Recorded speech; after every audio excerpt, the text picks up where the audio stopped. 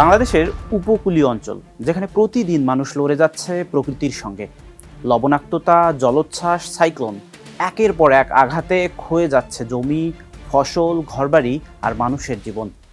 সমুদ্রের পানি যত এগিয়ে আসছে, পিছিয়ে যাচ্ছে জীবন, পিছিয়ে যাচ্ছে সভ্যতা। গবেষণা বলছে, দক্ষিণ পশ্চিমাঞ্চলের মিঠা পানির অঞ্চল ভবিষ্যতে 90% পর্যন্ত সংকুচিত হতে পারে।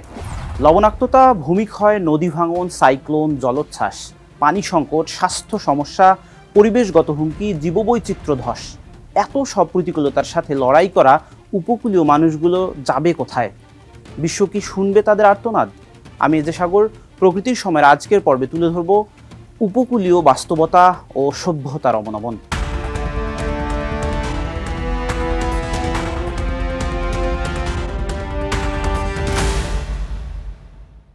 জলবায়ু পরিবর্তনের প্রভাবে সমুদ্রপৃষ্ঠের উচ্চতা বাড়ছে। সমুদ্রের পানি যত এগিয়ে আসছে, উপকূলের মানুষ তত বেশি আক্রান্ত হচ্ছে এবং বাধ্য হয়ে বাস্তুচ্যুত হচ্ছে। বে অফ বেঙ্গল অর্থাৎ বঙ্গোপসাগরের সাথে যুক্ত বাংলাদেশের 19টি উপকূলীয় জেলার মানুষ সরাসরি প্রতিকূলতায় ভুগছে। লবণাক্ততা, পানি সংকট, প্রাকৃতিক দুর্যোগের ভয়াল থাবায় তারা নিরুপায় হয়ে তাদের বসত ভিটা ছাড়ছে এবং থাকা শুরু করছে বিভিন্ন শহরে, বিশেষ করে ঢাকার বস্তিগুলোতে এবং বিভিন্ন অস্বাস্থ্যকর পরিবেশে, যেখানে তাদের থাকার কথা নয়।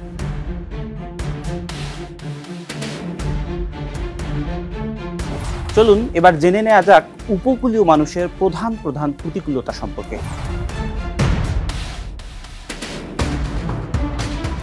উপকূলীয় অঞ্চলে সবচেয়ে বড় হুমকি এখন লবণাক্ততা। জরিপ বলছে, উপকূল জুড়ে প্রায় 2 কোটি মানুষ সরাসরি লবণাক্ততার প্রভাবে ভুগছে। সাতক্ষীরা, খুলনা ও বাগেরহাটের পানি এখন বিশ্ব স্বাস্থ্য সংস্থার নিরাপদ সীমার চেয়ে প্রায় 30 গুণ বেশি লবণাক্ত। এই লবণাক্ত পানি শুধু ফসল নষ্ট করছে না, বরং মানুষের শরীরেও মারাত্মক প্রভাব ফেলছে।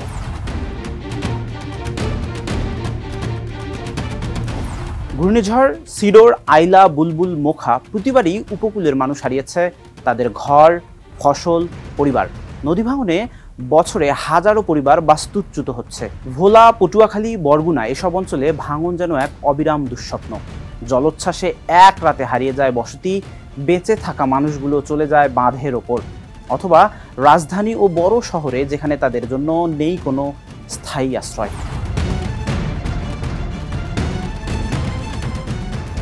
যে মাটি একসময় ধান, পাট বা সবজি ফলাতো, আজ সেখানে হয় না কিছুই। মাছের ঘেরগুলো লবণের কারণে ক্ষতিগ্রস্ত। কৃষি, মৎস্য, লবণ চাষ সব ক্ষেত্রেই অনিশ্চয়তা।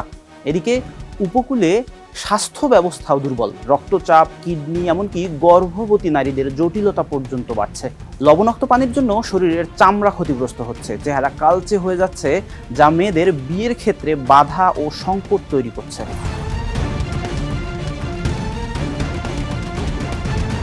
লবণাক্ততা ও দূষণে ক্ষতিগ্রস্ত হচ্ছে সুন্দরবনের গাছপালা ও বন্যপ্রাণী।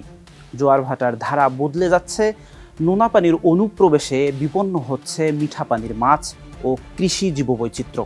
প্রবাল দ্বীপ সেন্ট মার্টিনেও লবণ ও তাপমাত্রার পরিবর্তনের প্রভাবে প্রবাল দ্বীপ দ্রুত মারা যাচ্ছে। এভাবে ধীরে ধীরে হারিয়ে যাচ্ছে প্রকৃতির ভারসাম্য।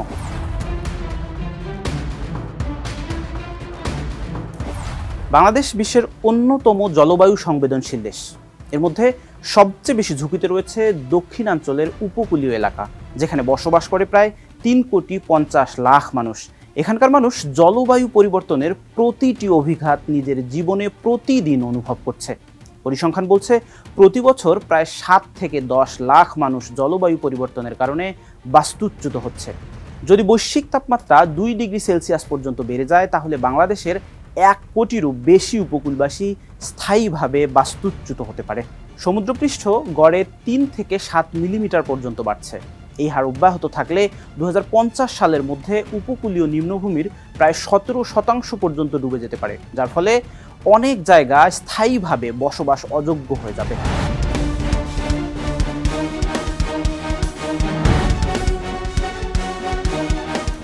লবণাক্ততা বৃদ্ধির ফলে কৃষি জমিতে ফলন কমছে, অনেক জায়গায় ফসল উৎপাদন বন্ধ, পানযোগ্য জলের তীব্র সংকট, নারীদের গর্ভকালীন সমস্যা, উচ্চ রক্তচাপ, চর্মরোগ বাড়ছে, মিঠা পানির মাছ ও গাছপালা বিলুপ্ত হয়ে যাচ্ছে। ঘূর্ণিঝড় ও জলোচ্ছ্বাসের তীব্রতা বৃদ্ধি পাচ্ছে, ভূমিক্ষয় ও নদী ভাঙনের ফলে ক্রমবর্ধমান বাস্তুচ্যুত হচ্ছে।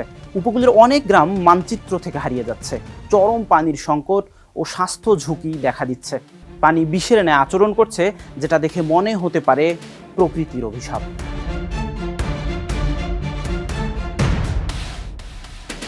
সুন্দরবনের গাছপালা অতিরিক্ত লবণাক্ততায় মারা যাচ্ছে, প্রাণীর আবাস কমছে, সেন্ট মার্টিনের প্রবাল দ্বীপ মারা যাচ্ছে পানির উষ্ণতা বৃদ্ধির কারণে।